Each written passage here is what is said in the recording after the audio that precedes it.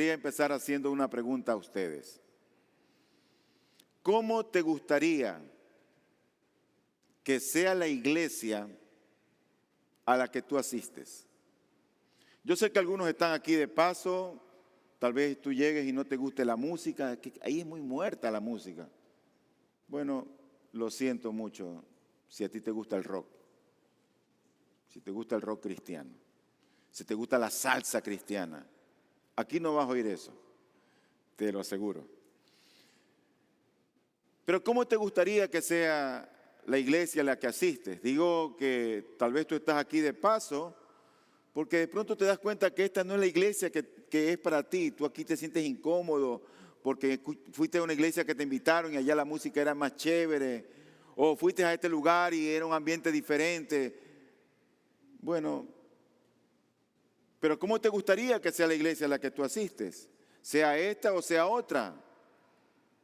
Bueno, te voy a decir lo que a mí me gustaría, cómo me gustaría que sea la iglesia, esta iglesia en particular. Me gustaría que cuando los creyentes se traten unos a otros, sean respetuosos. Siempre me gusta el respeto. No porque alguien sea mayor que yo, debe faltarme el respeto. Pero también lo contrario. No porque yo sea mayor que otro, yo deba faltar el respeto a otra persona. Yo creo que nos debemos respeto los unos a los otros. Así que yo creo que una buena iglesia es una iglesia donde somos respetuosos los unos a los otros. Otra característica que me gustaría de la iglesia es que yo pueda tratar con gente que es sincera. Qué terrible estar en medio de gente que es hipócrita. De gente que te critica a tus espaldas, que habla de ti. Yo no quisiera estar en una iglesia así. Yo quisiera estar rodeado de personas sinceras. Pero también me gustaría estar en una iglesia donde no hayan muchos difamadores, que no hayan críticos y que cuando alguien critique algo tenga a mano la solución. Porque a veces somos buenos para señalar y ver el problema, pero no damos solución. No me gustaría estar en una iglesia así. No me gustaría que esta iglesia sea así. Esta es una iglesia joven. Es una iglesia que está creciendo. Cuando empezamos aquí, empezamos como 10 personas. No era aquí, era en el lugar donde yo trabajaba. Era mi familia y 3 familiares de pacientes. ¿Cómo más me gustaría que sea la iglesia? Me gustaría que cuando yo tenga un problema, mis hermanos, la iglesia, ore por mí y ore por mis problemas. Y me gustaría que cuando tú tienes un problema, la iglesia también se preocupe por tus problemas. La iglesia, si tú estás en una dificultad, te visite. Si estás enfermo, vaya a tu casa. Si estás hospitalizado, vaya y dé un tiempito para visitarte. Qué terrible es que alguien sea una persona sola, que no tiene relación con los otros y que cuando tiene un problema, nadie se acuerda. Claro, eso va a pasar si termina el culto y tú sales disparado de aquí.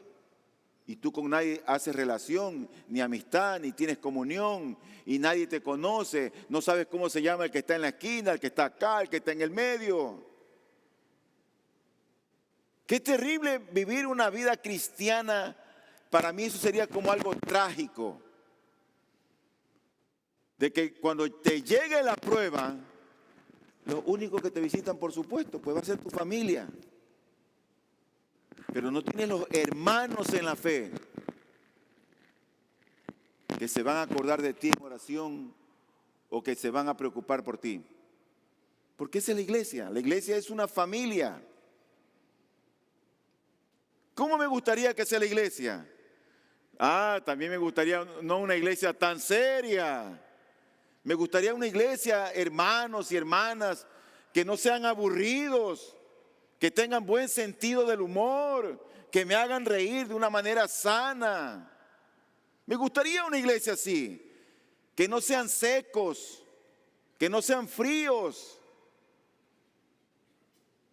Me gustaría una iglesia así. Pero también me gustaría una iglesia que muestre amor genuino. Porque en eso se resume todo. Que sea una iglesia que tenga amor genuino. Porque cuando hay amor genuino, hay una relación santa, duradera. Duradera, así. Y eso es lo que hoy veremos. Quiero que vayan conmigo, por favor, al libro de Romanos, al capítulo 12, y vamos a leer del versículo 9 al 16. Y dice la palabra del Señor lo siguiente: el amor sea sin hipocresía, aborreciendo lo malo, aplicándose a lo bueno. Sean afectuosos unos con otros con amor fraternal, con honra, dándose preferencia unos a otros. No sean perezosos en lo que requiere diligencia. Sean fervientes en espíritu, sirviendo al Señor, gozándose en la esperanza, perseverando en el sufrimiento, dedicados a la oración, contribuyendo para las necesidades de los santos, practicando la hospitalidad. Bendigan a los que los persiguen, bendigan y no maldigan. Gócense con los que se gozan y lloren con los que lloran. Tengan el mismo sentir unos con otros. No sean altivos en su pensar, sino condescendiendo con los humildes. No sean sabios en su propia opinión. El título del sermón que hemos puesto para esta mañana se llama Una relación cristiana santa. En estos versículos que nosotros hemos leído, yo veo un cuadro perfecto del amor cristiano que nos ofrece el Señor. En estos versículos es como algo ideal de cómo debería ser la relación de los unos para con los otros. El amor aquí vemos que es sincero, es un amor que sabe discernir, es un amor afectuoso, respetuoso y sobre todo genuino. No es un amor falso. Es por un lado entusiasta, pero por otro lado también es paciente. Es por un lado generoso y por otro lado hospitalario. Y es por un lado benévolo y por otro lado es compasivo. Ese amor que Dios nos muestra aquí en su palabra se caracteriza tanto como por la humildad, así como con la armonía. Las iglesias cristianas, yo pienso que al día de hoy cualquier iglesia donde tú vayas o donde tú después tengas que aterrizar, si no es esta, serían comunidades más felices si todos nos amáramos de esta manera, como lo dice aquí el apóstol Pablo, que es el pensamiento de Dios en estos versículos. Si nos amáramos en esa medida como Dios lo dice. Si tú has venido con nosotros siguiendo todo lo que hemos estudiado en el libro de Romanos, tú te das cuenta que Pablo ya ha hablado del amor, pero no ha hablado del amor entre los cristianos. Él ha hablado del amor de Dios. Él ha hablado del amor del Padre, del amor del Hijo. Pablo se ha centrado en esa clase de amor. Por ejemplo, en el versículo 8 del capítulo 5, Pablo nos muestra ahí el amor de la cruz. Y ahí nos dice: pero Dios demuestra su amor para con nosotros. Dios demuestra su amor, el amor de Dios. Dios demuestra su amor para con nosotros en que siendo aún pecadores, Cristo murió por nosotros. Es el amor de Dios. en el versículo 5 del mismo capítulo, ahora ese amor de Dios nos muestra que ha sido derramado en nuestros corazones.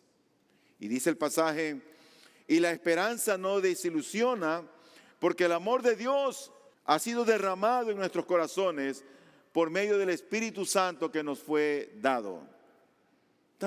Él ya ha venido hablando acerca del amor, pero no esa clase de amor que estamos relacionados los unos a los otros, sino del amor de Dios.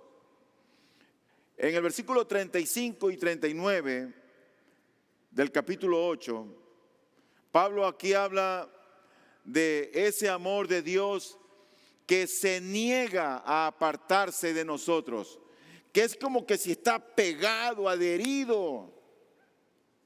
Dice el versículo 35, ¿quién nos separará del amor de Cristo? ¿Tribulación o angustia o persecución o hambre o desnudez o peligro o espada? ¿Quién? Ese amor de Dios no puede separarse del creyente. Es inherente a nosotros, está adherido a nosotros, porque dice la Biblia que el Espíritu de Él mora en nosotros. Y el versículo 39 dice, ni lo alto, ni lo profundo, ni ninguna otra cosa creada nos podrá separar del amor de Dios, que es en Cristo Jesús, Señor nuestro. Ahora nosotros en los versículos que leímos al inicio, aprenderemos que el amor cristiano es la esencia del discipulado cristiano y es así como nos exhorta a permitir que ese amor gobierne y moldee todas nuestras relaciones. Nos exhorta a que ese amor de Dios que está en nosotros moldee nuestra manera de vivir, nos gobierne en lo que hacemos, nos gobierne dentro de la iglesia. El próximo domingo veremos ese amor de Dios que está en nosotros fuera de la iglesia. El día de hoy veremos el amor entre hermanos en esa relación santa entre creyentes. Pero ¿qué del amor de Dios en el cristiano para con los de afuera? Eso no lo veremos hoy. Ahora, ese amor de Dios que está en nosotros y que debemos ponerlo en práctica con mis hermanos, se ve reflejado en tres frases que en estos versículos son usadas. La primera está en esa frase que dice, los unos a los otros. Esa es la primera frase que tenemos que tener en cuenta. Los unos a los otros. Por ejemplo, nos dice en el versículo 10 del capítulo 12, sean afectuosos unos con otros, con amor fraternal. ¿Te das cuenta? Sean afectuosos. Y la clave ahí es ese amor fraternal. El versículo 16 dice, tengan el mismo sentir unos con otros. Esa frase unos con otros se repite varias veces. ¿Sabes por qué? Porque el cristiano no es un ser aislado. El cristiano fue creado y fue transformado, ¿sabes qué? Para relacionarse con sus hermanos. Yo tengo hermanos que son vendedores ambulantes y cuando lo veo no me avergüenza. ¡Hey, mi hermano! Tengo hermanos que venden naranjas en la calle. Tengo hermanos míos en la fe que son los que limpian en casa, que trabajan en casa. Y no me avergüenza llamarlos mis hermanos. Pero la otra frase a la que se refiere en la manera de expresar ese amor los unos con los otros es una palabra griega que significa Filadelfia. En el versículo 10, otra vez mencionado el mismo versículo, dice, sean afectuosos unos con otros con amor fraternal. Esa frase, amor fraternal, es el significado de una palabra griega que significa Filadelfia. Y la otra expresión que nos hace ver que la iglesia tiene que amarse unos a otros y tener esa relación santa es cuando no olvidamos a los que están necesitados dentro de la iglesia. Nosotros una vez al mes entregamos una canasta repleta de víveres para una familia de nuestra iglesia que está en necesidades, una vez al mes. Y aquí hay personas que nunca han dado nada, ni una funda de detergente para bendecir a otros. ¿Sabes lo que nosotros queremos hacer? Dar como para el Señor. Así que cuando haya esa oportunidad, que tú oigas canasta repleta de víveres, prepárate. Porque cuando tú das a uno de tus hermanos más pequeñitos, ¿sabes a quién le estás dando? A Cristo. A Cristo el Señor. Entonces, este pasaje yo diría que es de alguna manera como una receta donde el Señor está dando su prescripción y a ver, a la 1 de la tarde te tomas esta medicina. A las 8 de la mañana vamos con esto. Es como una receta que el Señor nos está dando que debemos aplicarla dentro de la iglesia. Entonces vamos a empezar viendo versículo por versículo para poder entender lo que Dios nos quiere decir aquí.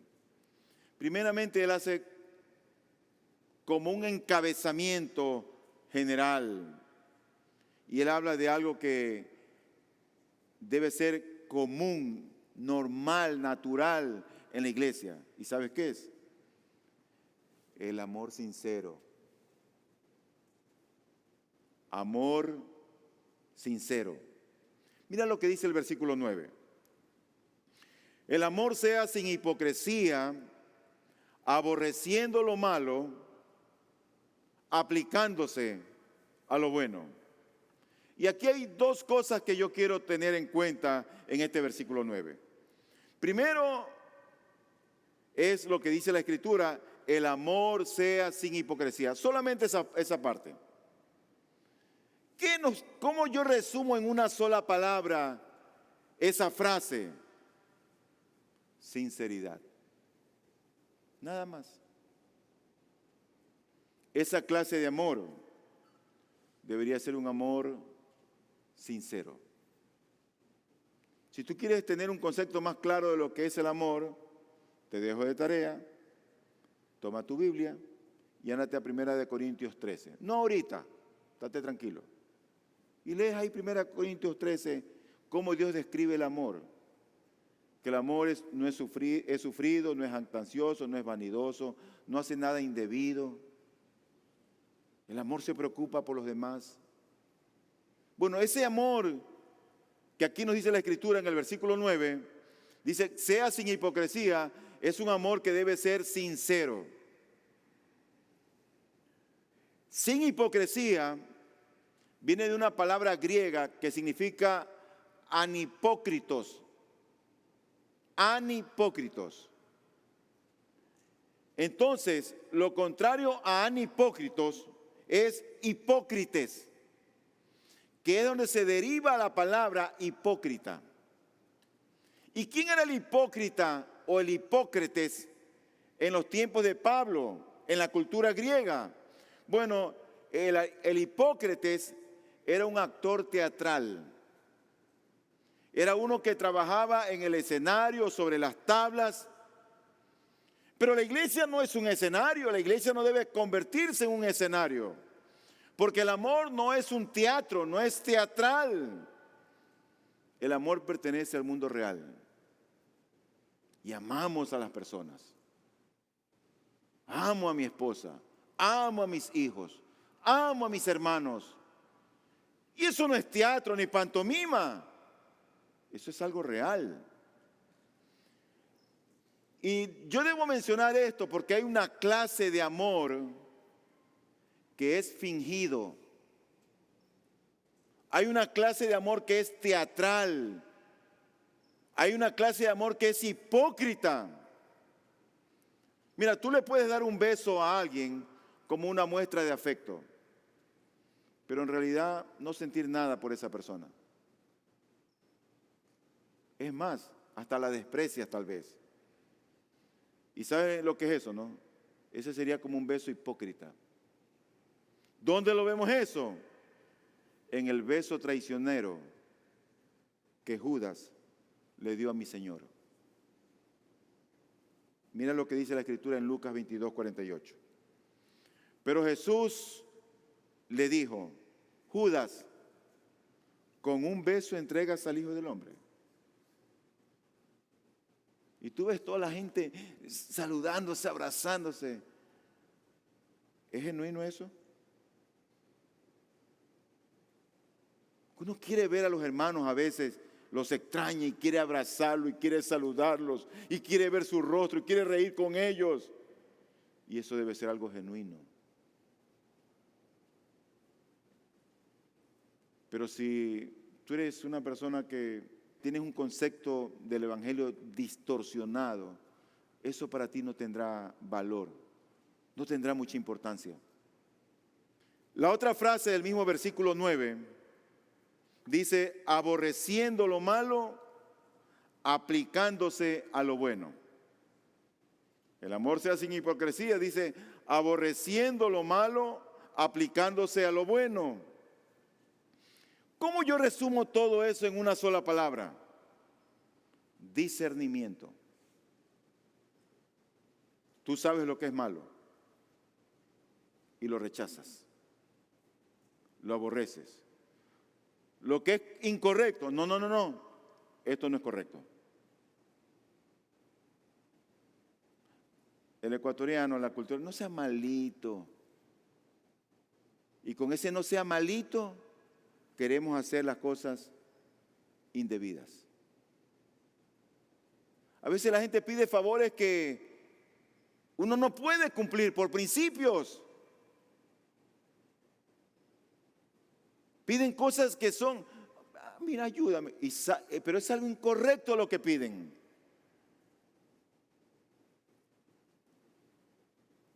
Uno tiene que aprender a discernir. Y es extraño que la exhortación a amar que nos hace en el mismo versículo al inicio vaya seguida inmediatamente por un mandato a aborrecer. Dice: aborreciendo lo malo. Primero se nos exhorta a amar. El amor sea sin hipocresía. Y luego dice: aborreciendo lo malo. Ahora, es que eso es así porque el amor no es ese ciego sentimiento que tradicionalmente se dice que es. No es que el amor es ciego. No, es que eso no es así. El amor no es ciego. El amor discierne. Discierne lo que es bueno y discierne lo que es malo. El genuino amor es dedicado al objeto del amor que aborrece todo mal que sea incompatible con el bienestar del ser amado. Tú tienes allí a tu hijo y sabes que no es correcto que tu niño pequeñito, tu niño tierno, esté jugando cerca de donde están los enchufes y no tienen protección. Eso le va a hacer daño. O tú proteges los tomacorrientes o tú guardas a tu niño en otro lugar. Realmente el amor aborrece lo que es malo y se aplica a lo bueno. ¿Qué quiere decir aborrecer? Es algo que tú repugnas, que tú rechazas, que tú desprecias. Es como una aversión, aborreciendo lo malo. Pero luego dice aplicándose a lo bueno. ¿Qué quiere decir aplicándose aquí? Es aferrarse. Es como estar pegado, adherido con un pegamento. Dice el versículo 10 ahora. Sean afectuosos unos con otros con amor fraternal, con honra, dándose preferencia unos a otros. Y aquí hay dos cosas que también me gustaría mencionar. La primera que dice, sean afectuosos unos con otros, con amor fraternal. ¿Qué quiere decir esa palabra allí, afectuosos? Algunas Biblias te traducen afectuosos como sean amantes o sean amorosos. Bueno, pero aquí la palabra en griego es filostorgos. Esa es la palabra en griego. Tengo que mencionar esto porque es importante que entendamos el significado. Acuérdate que la Biblia fue escrita en griego, el Nuevo Testamento, la mayor parte del Nuevo Testamento. Y el sentido de las palabras en el griego no siempre es tan exacto a lo que los traductores de la Biblia nos presentan. Por eso a veces tengo que hacer esos paréntesis. Pero esa palabra afectuosos, que se traduce como filostorgos en griego, describe el afecto natural que se tiene hacia los parientes. Típicamente el amor del padre o de la madre hacia los hijos. Ese es el filostorgos. Es un amor filial. Es un amor de familia. Es el amor que uno tiene por sus hijos. El amor que los padres tenemos por los hijos no es el mismo amor que tengo por mi esposa. Tampoco es el mismo amor que tengo para con mis hermanos. Por eso es que aquí la palabra en el griego es diferente. Y luego dice, sean afectuosos, o sea, sean filostorgos, unos con otros, con amor fraternal. Esa palabra amor es otra palabra diferente, que significa Filadelfia. Y ese es un amor ya fraternal que denota el amor entre hermanos y hermanas. Ahora, yo quiero que tú notes aquí que dice, sean afectuosos unos con otros. Pero si termina el culto y tú sales corriendo de aquí de la iglesia y no hablas a nadie, ¿cómo vas a recibir una muestra de amor? Espérame hasta que yo me baje y esté hasta el final para saludarnos y estrecharnos y decirte cómo estás. No te vayas corriendo de aquí, que nadie te va a hacer daño. Conéctate con los demás, conoce a los demás. Mire, yo soy fulano de tal, ¿cuál es su nombre? Porque tal vez tienes aquí 3 meses, 6 meses asistiendo y no sabes cómo se llama el que está delante tuyo. O el que está a tu izquierda, a tu derecha.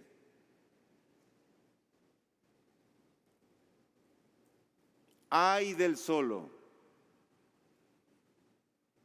Ay del que le gusta caminar solo. Que cuando venga el cáncer o la insuficiencia renal y no tengas quien te visite. La segunda parte de este mismo versículo dice, sean afectuosos unos con otros con amor fraternal, con honra, dándose preferencia unos a otros. La palabra clave aquí es honra. Y el amor en la familia cristiana ha de expresarse o se ha de presentar en una honra mutua, a la vez que en un afecto mutuo. Eso es de doble vía, ida y venida. Debemos honrarnos los unos a los otros y ser afectuosos los unos a los otros y amarnos los unos a los otros. Concedernos unos a otros el más alto honor de que seamos capaces.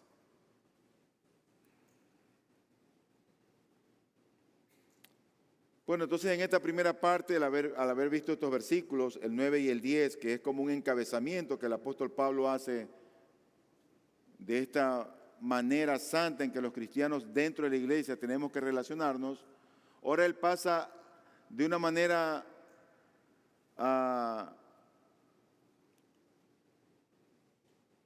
va el nombre,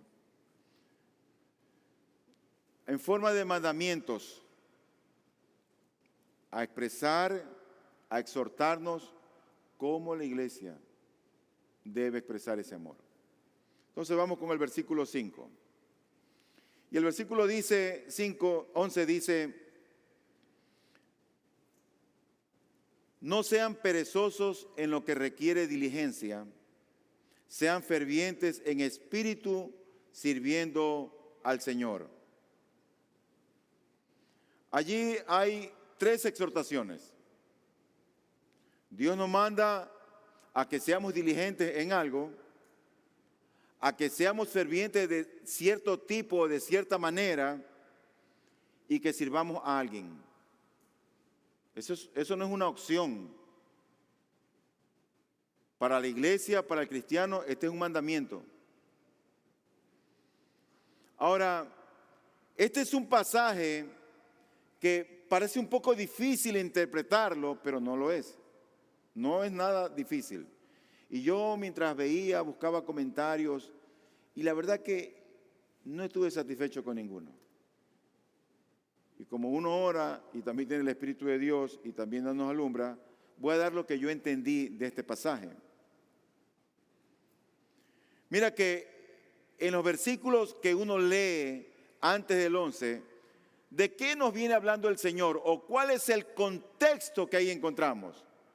Encontramos, por supuesto, el contexto del amor y de la honra entre hermanos. Ese es el contexto. El contexto de que entre los creyentes debemos amarnos y honrarnos. Entonces, yo me pregunto, ¿en qué debemos de ser diligentes? Debemos de ser diligentes con los que nuestros hermanos requieran. Tener entusiasmo, por así decirlo, para servir. Tener entusiasmo para visitar, para ayudar. Ser, en otras palabras, diligentes.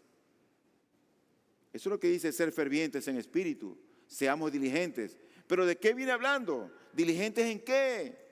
Bueno, le está hablando del amor entre hermanos, de la honra entre hermanos. Ahora, ¿por qué es esto así? Porque cuando tú sirves al hermano, es al Señor a quien tú estás sirviendo. Él está disfrazado nomás de hermano, pero realmente es a Cristo al que sirves. Mira lo que dice la Escritura en Mateo 25, 34. El Señor lo expresó de esta manera. Entonces, esto será antes de la venida de Cristo. Dice, entonces el Rey, o sea Dios, dirá a los de su derecha, vengan benditos de mi Padre, hereden el reino preparado para ustedes desde la fundación del mundo. Porque tuve hambre y ustedes me dieron de comer. Tuve sed y me dieron de beber. Fui extranjero y me recibieron. Estaba desnudo y me vistieron. Enfermo y me visitaron. En la cárcel y vinieron a mí. Entonces los justos le responderán diciendo, Señor, ¿cuándo te vimos hambriento y te dimos de comer? ¿O sediento y te dimos de beber? ¿Y cuándo te vimos como extranjero y te recibimos? ¿O desnudo y te vestimos? ¿Cuándo te vimos enfermo o en la cárcel y vinimos a ti? Ahora, hoy el 40.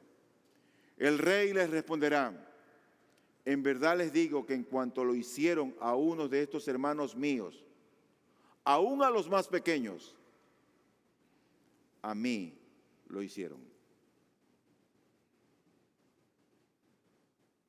Se necesita tener un corazón duro para cuando tú ves a un hermano en necesidad y tú no apoyas a ese hermano, pudiendo hacerlo.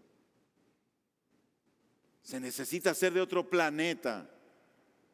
Para cuando tú ves a un hermano que está enfermo o en la cárcel, en una situación, y tú no oras por él, no lo ayudas.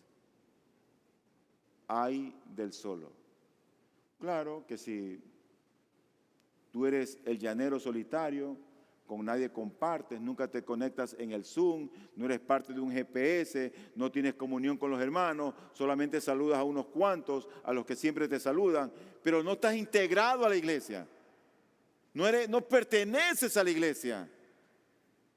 Bueno, yo no quisiera estar en tus zapatos, la verdad, cuando venga una providencia aflictiva. No quisiera estar así. Con esto pasamos al versículo 12. Y el versículo 12 nos dice lo siguiente: gozándose en la esperanza, perseverando en el sufrimiento, dedicados a la oración.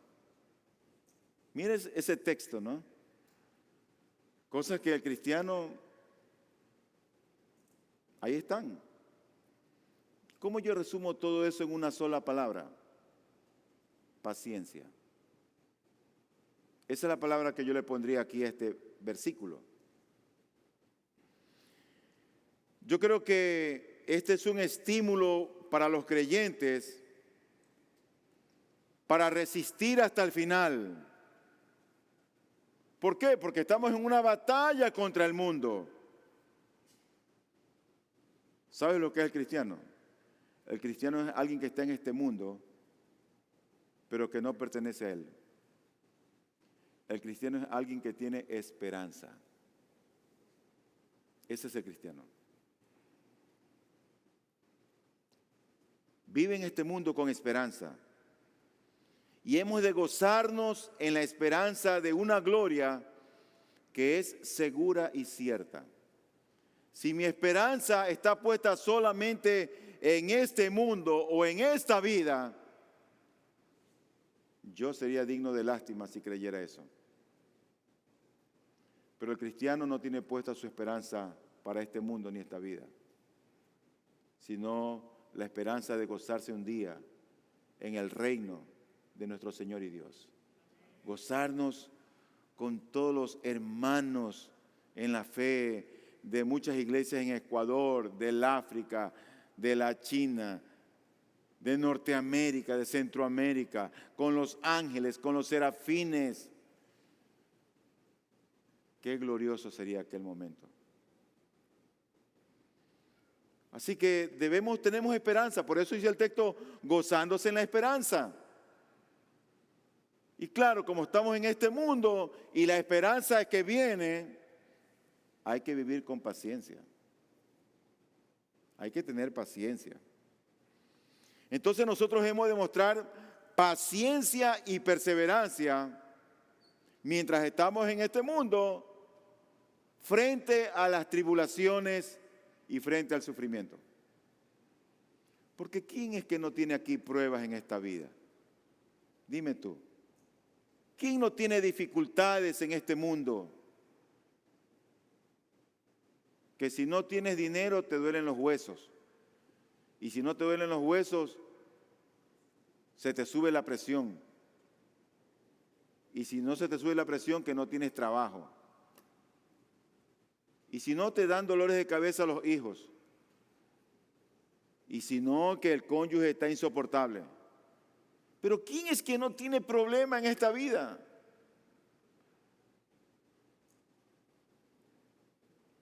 Dice el versículo 3 y 4 de Romanos 5. Y no solo esto, sino que también nos gloriamos en las tribulaciones, sabiendo que la tribulación produce paciencia. Y la paciencia, carácter probado.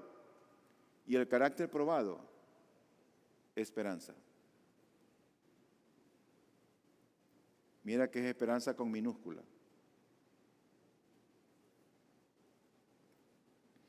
Pero por otro lado, el texto nos dice, dedicados a la oración. Ayer tuvimos un tiempo de oración y ayuno. El primer sábado de oración y ayuno. ¿Sabes cuántas personas vinieron? Es como que solamente vino esta fila, en número. Faltó esa, faltó esa, faltó esa, faltó esa y faltó la otra. A la gente no le gusta orar. La gente no quiere orar. La gente no quiere conversar con Dios. Hay personas que están aquí que nunca han venido a un culto de ayuno y oración. ¡Qué triste! Pero es tan deleitoso venir y orar con los hermanos y agradecer por muchas cosas y pedir por otras, orar por otros hermanos y cantar al Señor y después terminar en un desayuno rico.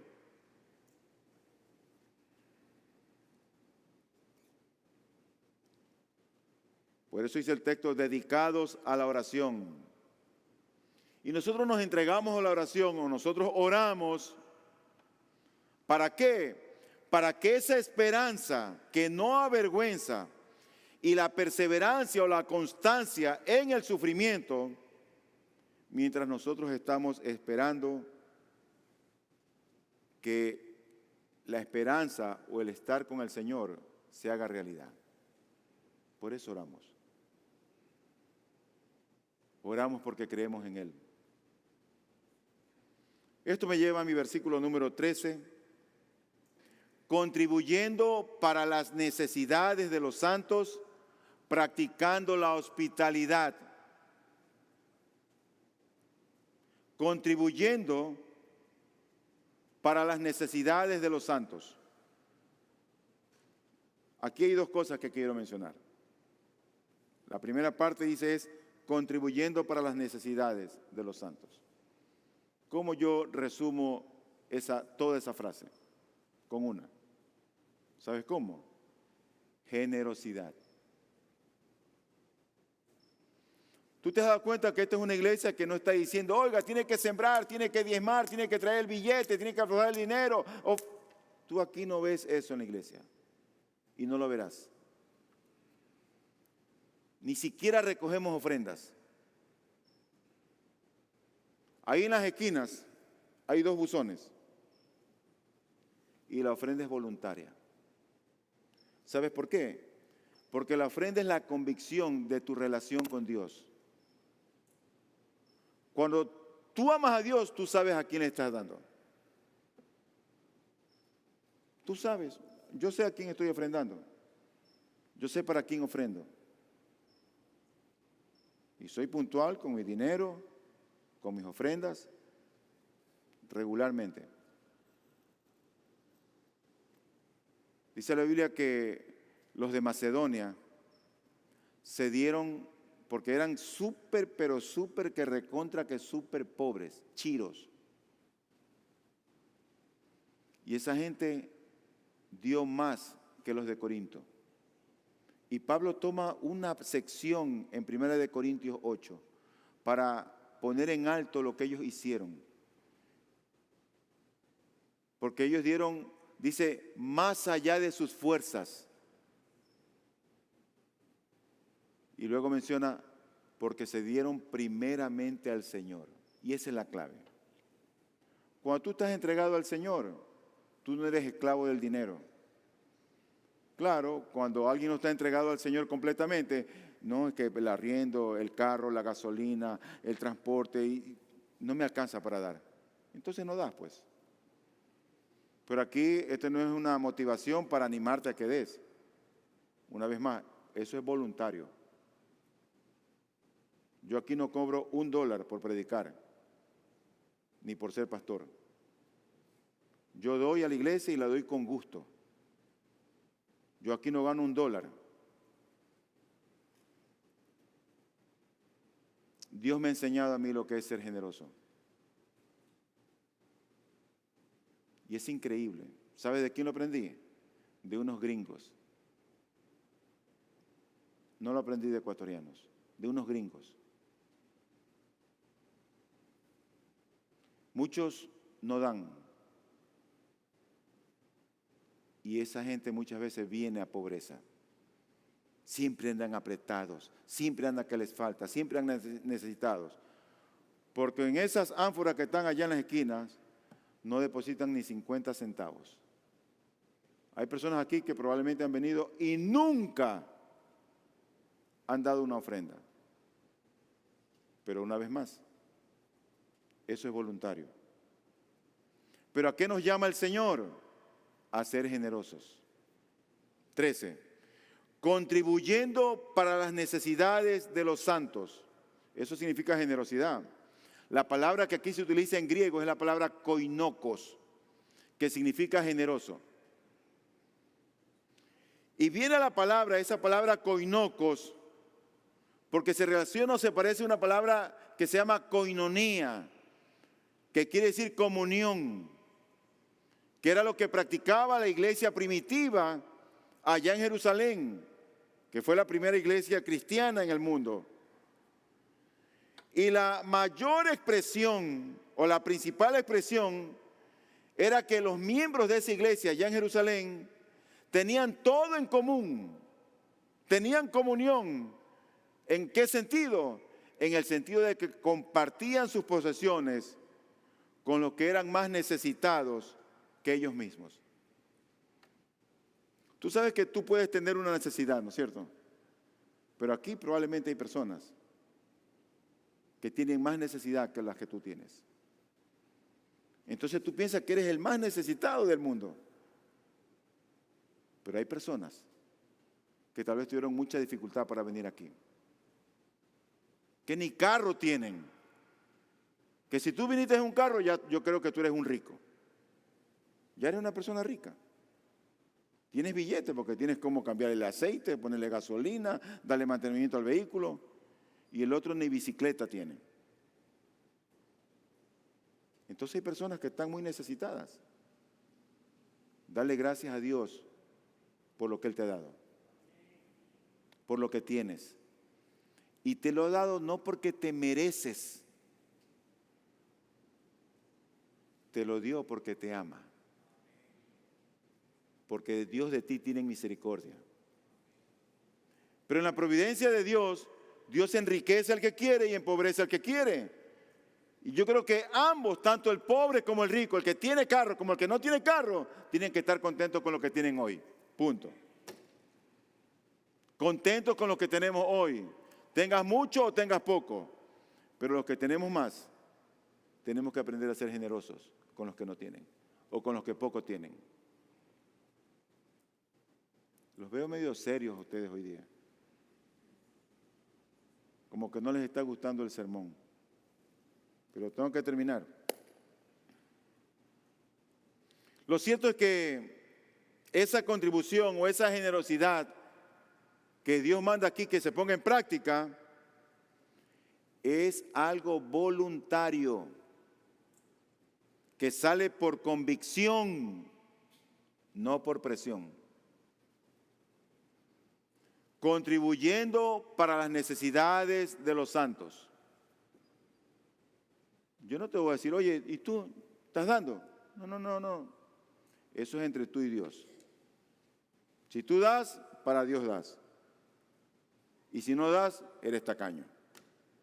Ya, déjame seguir mejor. El mismo versículo dice, contribuyendo para las necesidades de los santos,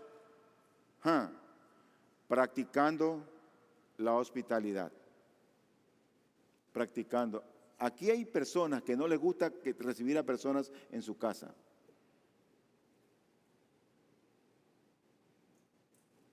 A veces creo que hay mujeres donde sus esposos pudieran llegar a ser diáconos, pastores, pero a veces las mujeres pueden ser un estorbo para que Dios bendiga esa familia y ese matrimonio.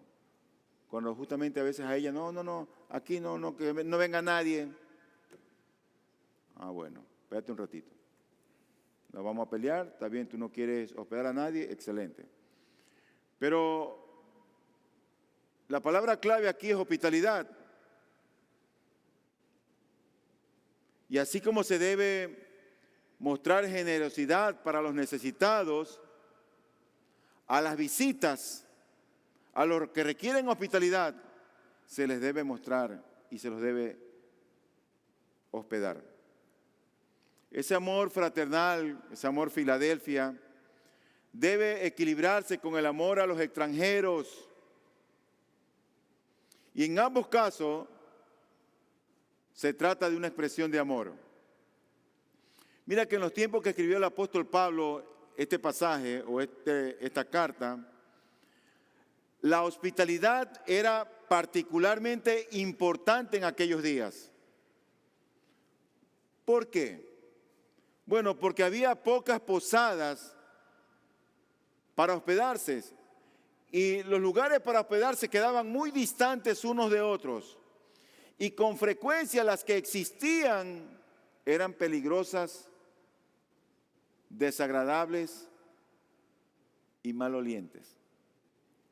Y por lo tanto era esencial que los cristianos en el tiempo de Pablo abrieran sus casas para los viajeros hermanos que iban de un lado a otro predicando el evangelio,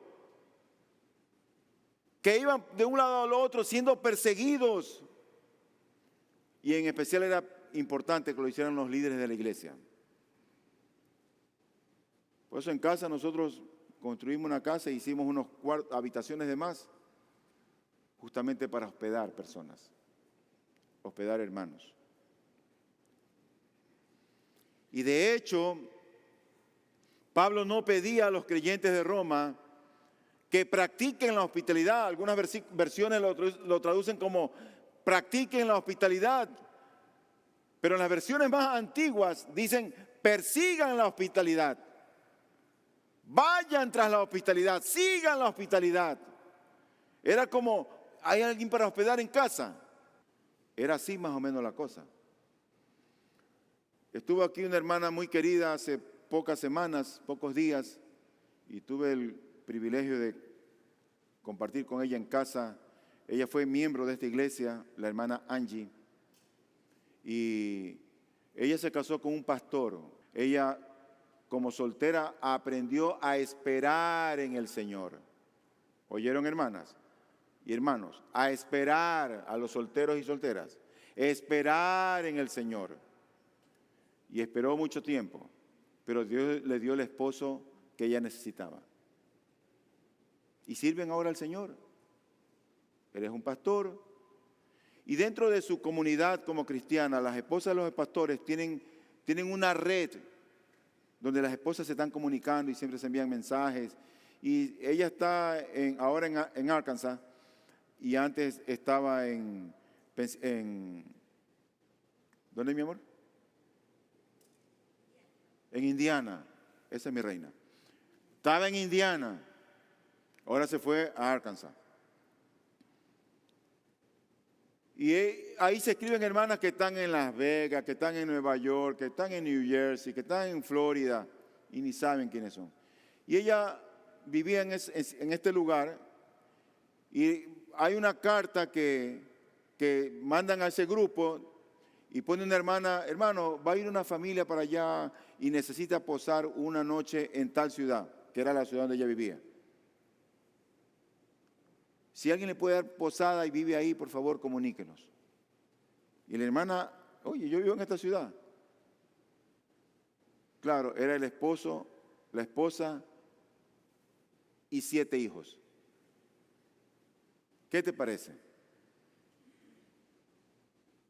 Pero el gringo es práctico, ¿no?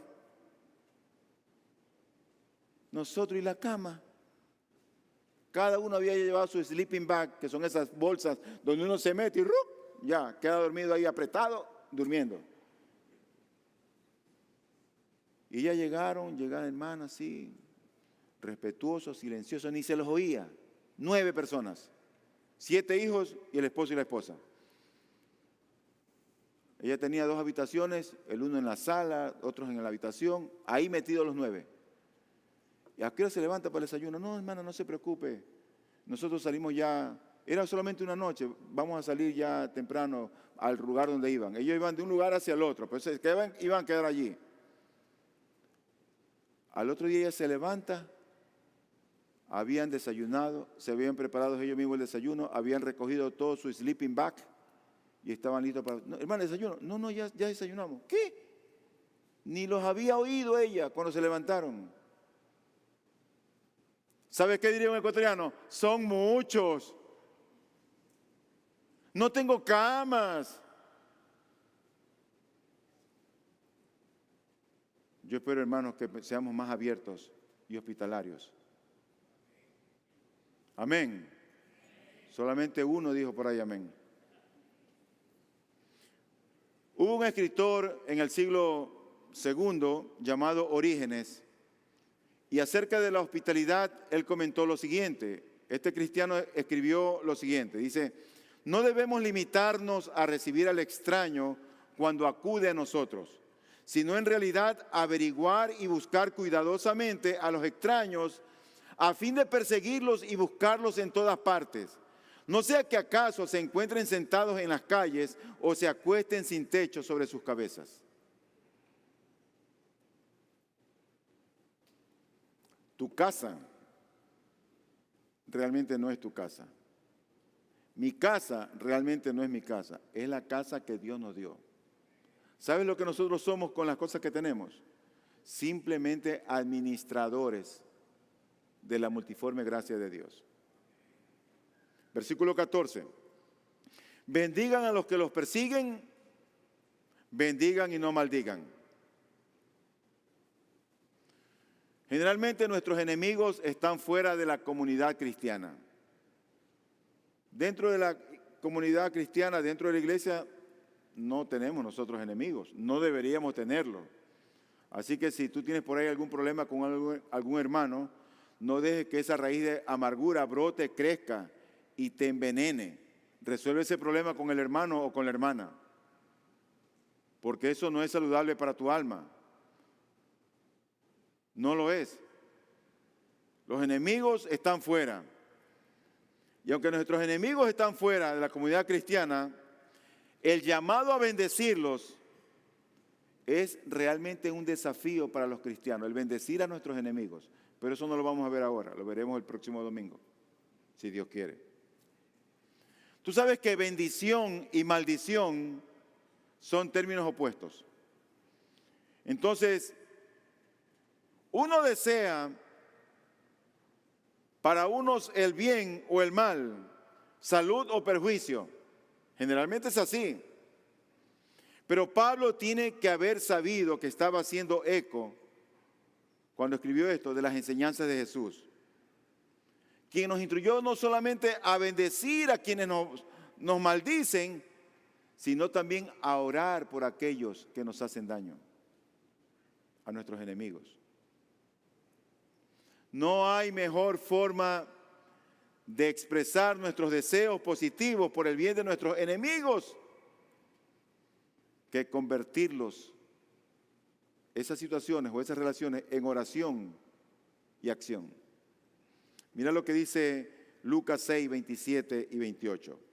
Pero a ustedes, los que oyen, les digo: amen a sus enemigos, hagan bien a los que los aborrecen, bendigan a los que los maldicen, oren por los que los insultan. ¿Tú oras por los que te insultan? A mí me cuesta a veces, la verdad. Pero tengo que hacerlo. Y de hecho lo hago. Pero a veces te soy sincero que me cuesta. No es fácil. Pero eso es lo que Dios dice, no lo que yo digo. Es lo que Dios quiere. No es una imposición del pastor, es lo que la Biblia dice. Versículo 15, dice el versículo 15, gócense con los que se gozan y lloren con los que lloran. Gócense con los que se gozan. Es fácil llorar con los que lloran. Pero qué difícil es gozar con los que se gozan. Qué difícil es reír con los que ríen. Pero Dios nos manda a que nos gocemos con los que se gozan y llorar con los que lloran. ¿Tú sabes por qué?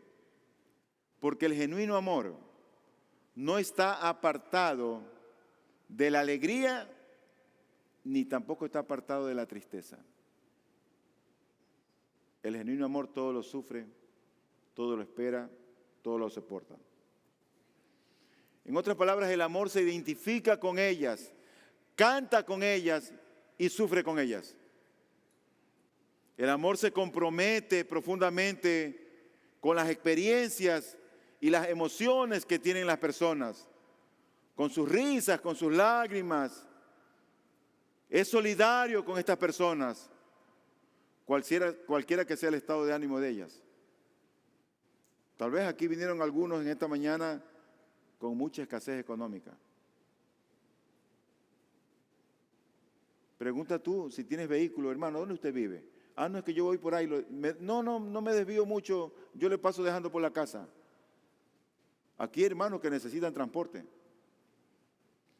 Entonces no cojas tu carro y ándate solito rápido de aquí. Había una hermana en la iglesia hace años, está en la presencia del Señor. Esa hermana no tenía vehículo. Entonces llegó a la iglesia un hermano que tenía y se compró un carro grandísimo como de aquí a allá, una camioneta grandísima. Entonces la hermana era muy pilas y se acercaba donde él. Hermano, ¿me puede llevar a mi casa en el carro del Señor? Y entonces el hermano, sí, mi hermana, ¿cómo no? Y la llevaba a la hermana, entonces, y después cogía a otro hermano, ¿me puede llevar a la casa en el carro del Señor? Y así ella siempre tenía cómo movilizarse. Así que los que no tienen carro, vean quiénes tienen carro y díganle, porque al final ellos no le van a decir a ustedes. Miren que le estoy dando la autoridad.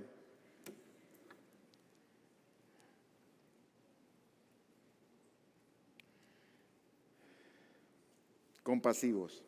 Gócense con los que se gozan y lloren con los que lloran. Déjame hacerte un paréntesis, que si tú me lo pides también te voy a ayudar. Versículo 16, ya termino con esto. El versículo 16 dice lo siguiente: tengan el mismo sentir unos con otros. No sean altivos en su pensar, sino condescendiendo con los humildes. No sean sabios en su propia opinión. Bueno, aquí hay dos cosas que me gustaría mencionar. Cuando dice la Escritura, tengan el mismo sentir unos con otros, yo interpreto ese texto como que es un grupo de hermanos donde tú ves que hay armonía. Tengan el mismo sentir. Pensamos diferentes, vemos diferentes, olemos diferentes, pero hay el mismo sentir en las cosas de Dios. Lo que es santo es santo. Y lo que es pecado es pecado. En el griego original dice literalmente, piensen lo mismo los unos de los otros. Los unos de los otros. Es decir, sean de un mismo sentir. Y en consecuencia, estén unidos en unos mismos sentimientos y deseos. Una vez más nosotros aquí notamos el lugar fundamental que ocupa la mente. ¿Te acuerdas lo que vimos el domingo antepasado, me parece? Que nuestra mente tiene que ser transformada, renovada por el Espíritu de Dios.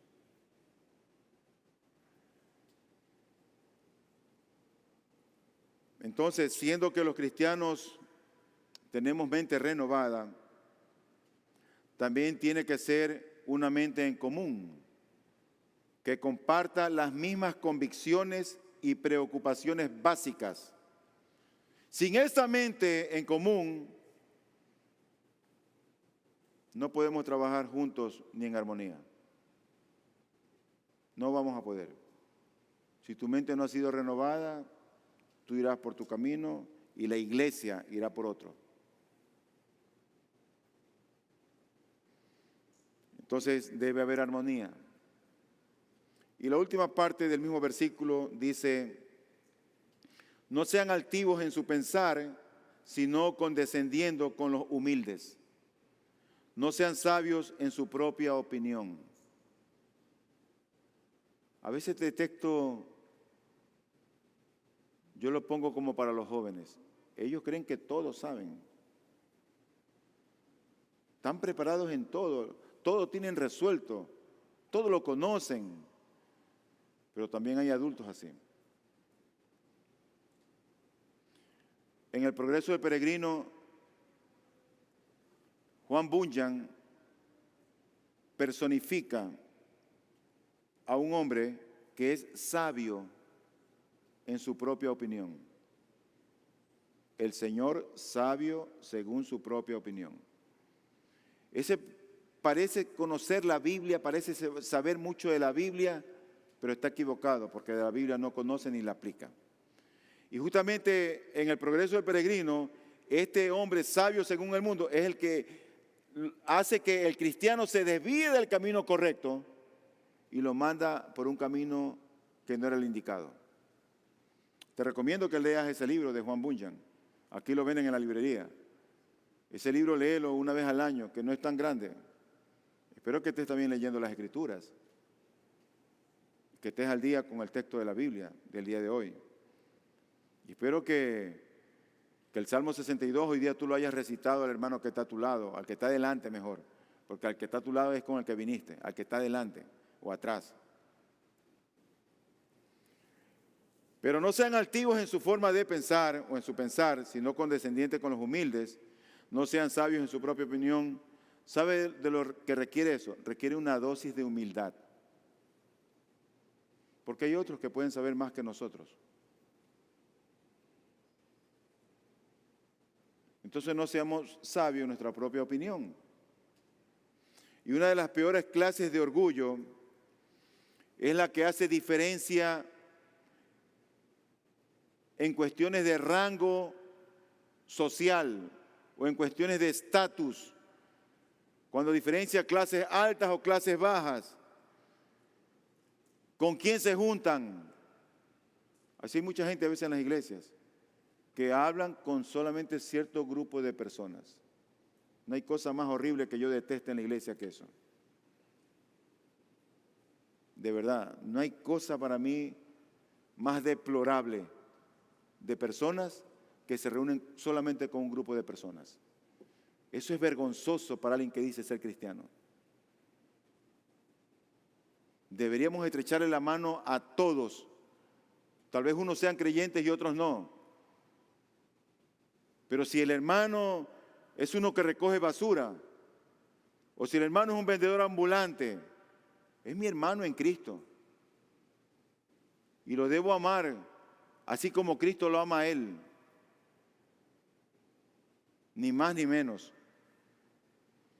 Se requiere de humildad. Y yo creo que a veces la gente olvida que Jesús fraternizaba.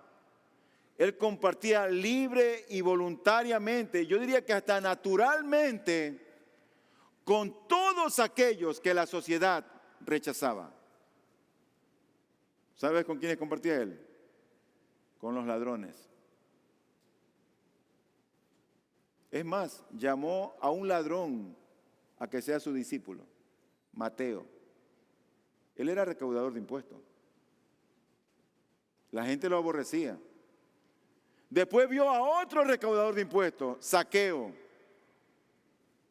Baja del árbol, ven acá, quiero estar en tu casa. Y cuando él estuvo en la casa de ese ladrón, la gente. ¿Sabe con quién compartía Jesús? Con una prostituta. La llamó y le perdonó sus pecados. La trató como mujer. Todo el mundo, todos los hombres sobre todo, la trataban a ella, la veían a ella como un objeto para ser usado. Y Jesús le dio la dignidad que se merece el ser humano. ¿Y sabe lo que le dijo? Mujer, ¿dónde están los que te acusaban? Ni yo te condeno. Vete y no peques más. Jesús se relacionaba, compartía con los publicanos y las rameras.